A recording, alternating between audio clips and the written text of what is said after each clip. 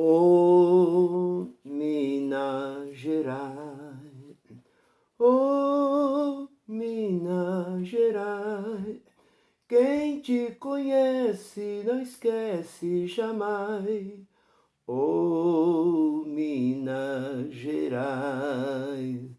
Alô, Minas Gerais, São Paulo, Paraná, Rio Grande do Sul, Santa Catarina, Bahia, Pernambuco, Pará, Amazonas, Pernambuco, Maranhão, Sergipe, enfim, todos vocês, meus irmãos, de todo este meu Brasil, meu irmão daqui de Arara, daqui do estado de São Paulo, vai o meu abraço, José Roberto, meu irmão lá do Rio Grande, o abraço para todos vocês, desse seu irmão em Cristo, Nilson Queiroz, do canal Verdadeira Graça.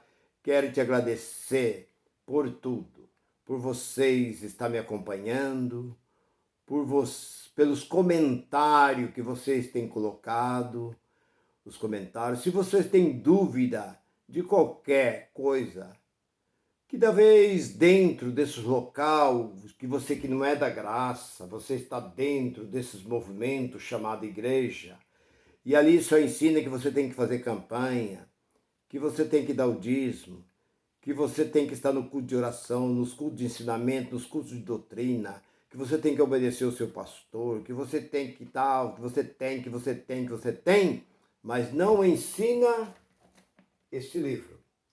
Este livro tem 33.173 versículos e eles não ensinam nada. Eles não te ensinam nada. Mas nós da graça queremos tirar você desse engano, tirar você desse local onde você está, dessa gaiola, onde você já está preso há 10, 15, 20, 30 anos. Ah, mas eu nasci aqui dentro. Eu nasci aqui, meu pai era daqui, meu pai morreu e eu fiquei. Hoje eu sou um presbítero, eu sou um evangelista, eu sou um pastor. Isso é uma gaiola, porque eu vivi 43 anos aí dentro e sei muito bem do que eu estou falando. Mas a mensagem que eu tenho para nós é essa. Cego, surdo e mudo e mente fechada são aqueles que estão dentro desses movimentos. Esse é o título dessa mensagem. É um cego, um surdo e um mudo. E a mente é fechada. A pessoa ouvindo não ouve. Olhando não vê. E não consegue falar porque ele não tem argumento para falar, porque ele acha que esse ser, esse líder que está na frente é o homem enviado de Deus, que ele é ungido de Deus. A sua mente está fechada. Tudo que ele fala ou que ele faz, aprova.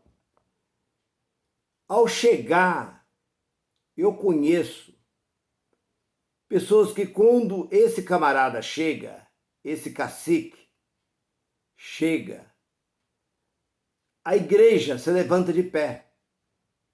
Igreja não, mas vamos chamar de... Eu vou falar igreja, porque igreja são vidas. O povo que está dentro daquele salão se levanta de pé. Ele diz, dê honra a quem tem honra. Então tem que ser honrado.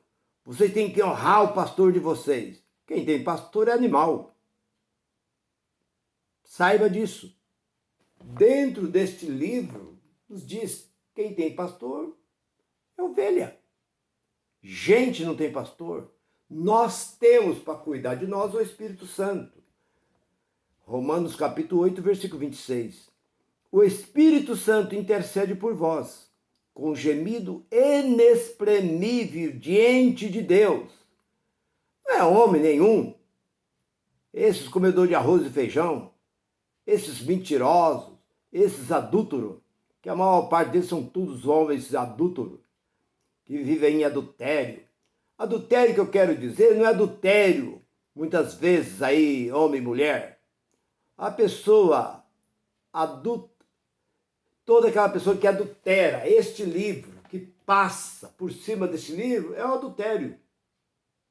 Pode ser o adultério de homem com mulher e também um adultério que é onde fala o que este livro não fala, é um adultério. E é o que vive cheio esses local chamado igreja. E você talvez está surdo, você está mudo, você está com a mente fechada e você não consegue abrir a sua boca para perguntar porque você tem medo que este homem é ungido. Este é o homem de Deus, é enviado de Deus. Agora eu faço uma pergunta. O ungido de Deus só teve um, que foi Jesus de Nazaré. Está lá no capítulo 10 de Atos, versículo 38. Deus ungiu a Jesus de Nazaré com o Espírito Santo, com virtude, a qual andou fazendo o bem a todos, porque Deus era com ele. Capítulo 61 de Isaías. O Espírito de Deus está sobre mim, porque ele me ungiu. Então o único ungido de Deus é Jesus. Nem um homem dentro deste livro recebeu uma unção a não ser o seu próprio filho. Eis o meu filho amado, em quem eu tenho prazer. Ele nunca disse sobre homem. Deus nunca elogiou o homem, fica elogiando o homem, porque ele sabe que homens são todos mentirosos. Romanos 3 e 4, todo homem é mentiroso. Da boca do homem só sai mentira. Então o que podemos? Porque o que eu falo, eu não falo de mim mesmo, eu falo aqui dentro. Por isso que não adianta você se levantar e querer dizer alguma coisa contra mim. Porque eu não estou falando de mim mesmo, não é o meu achismo, o meu pensar, porque eu acho, porque eu penso, porque eu vejo, porque eu sinto. Não, eu falo aqui dentro. Romanos 3 e 4, todo homem é mentiroso.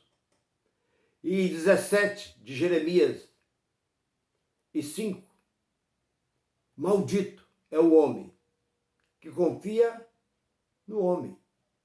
Então você não pode confiar nem em você mesmo. Você não pode confiar nem em você. Maldito é o homem que confia no próprio homem. Você não pode confiar nem em você. Quanto mais vocês confiar nesse camarada que está aí em cima desse puleiro aí, dizendo que ali é um lugar santo, que ali é um lugar ungido. Ungido do quê? Só se for ungido com óleo queimado, óleo diesel. Eu não vejo unção nenhuma ali em cima. Ali eu vejo ali tanta safadeza e mentira e roubalheira de dinheiro ali em cima. Aonde existe ali? Então a própria Bíblia diz que Deus não compartilha, Deus não está neste meio, Deus não se coloca neste meio. Veja bem, meu irmão, minha irmã, eu canso de falar e volto a falar. Talvez você está me vendo pela primeira vez, você nunca viu este versículo, mas o versículo 24 do capítulo 17 de Atos, Deus não habita em templo feito por mão de homem. Vamos para o capítulo 7 de Atos. E vamos para o versículo 47 e 48. Deus não habitou nem mesmo no templo de Salomão. Mas não foi Deus que ordenou que Salomão construísse o templo? Sim, mas Deus não habitou lá. Por quê? Porque Deus não habita em algo que o homem faz. Deus não habita nisso. Parede.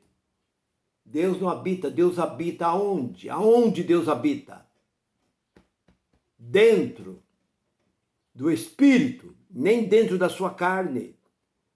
Não sabeis que vós são templo e morada do Espírito de Deus? Primeira carta de Coríntios, capítulo 3, versículo 16. Ele habita. Não, ele não habita dentro da sua carne, não. Aqui é onde tem o seu coração que bombia sangue, rim, fígado, Não, não. No capítulo 8 e versículo 16, o Espírito de Deus habita dentro do teu espírito.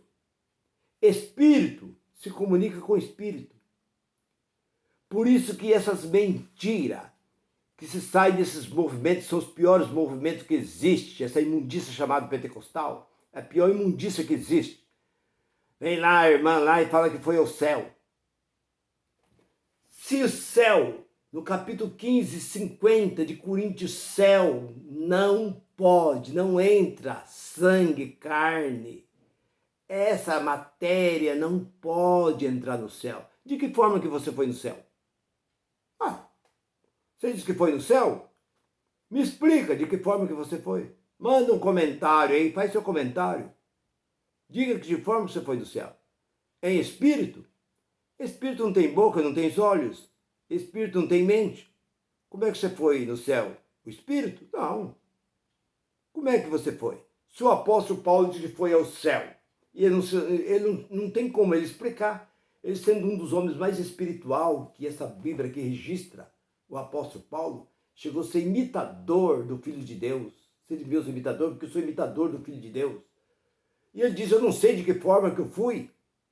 Agora existe aí esses comedores de arroz e feijão aí, dizendo que foi ao céu.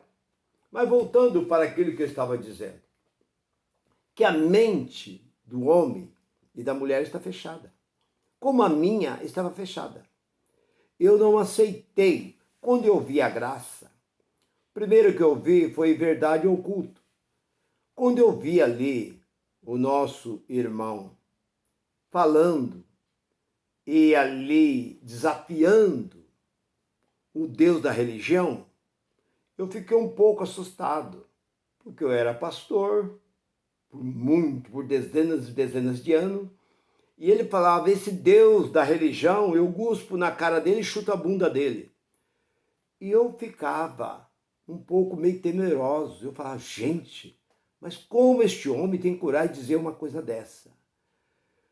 Logo, mais um pouco à frente, minha mulher descobriu um outro mensageiro, um pregador de um ministério em espírito e em verdade. E quando ele começou a pregar, eu comecei a discordar. Ele começou a mostrar a graça e eu discordava. Eu falava, não. Mas quando ele falou do dízimo, eu bati palma, falei, tá certinho. Deus não precisa de dinheiro. Em lugar nenhum dentro desse livro aqui, Deus pediu dinheiro. Aí tem alguns bandidos que diz assim, mas naquele tempo não tinha dinheiro. Como se não tinha dinheiro se Abraão comprou o Campo Santo, aliás, o campo para fazer o sepultamento da sua esposa e da sua família?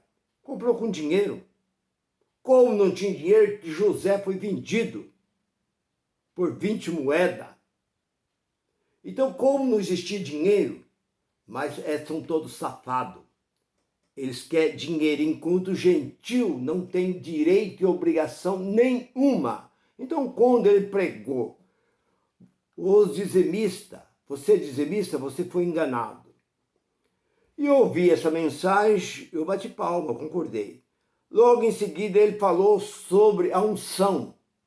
Ele falou assim, não existe a unção, porque nos tempos passados, sacerdote, rei, era ungido com óleo, despejava óleo, não é esse negocinho de pá na testa não, era despejado, que aquilo derramava sobre as vestes, corria sobre a cabeça.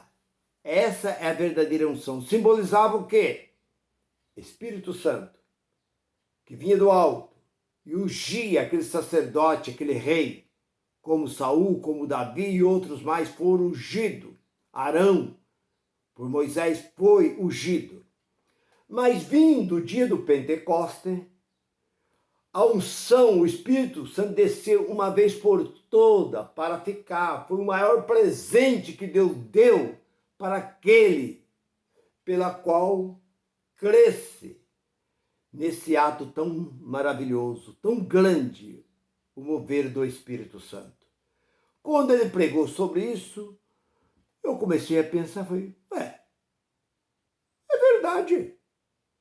Se a unção lá no passado simbolizava o Espírito Santo, e agora o Espírito Santo veio em Atos capítulo 2, veio sobre o povo, porque naquele tempo o Espírito vinha e voltava, ia embora. O Espírito vinha sobre o profeta, profetizava na boca do profeta e voltava para o céu. Mas o Espírito veio e ficou.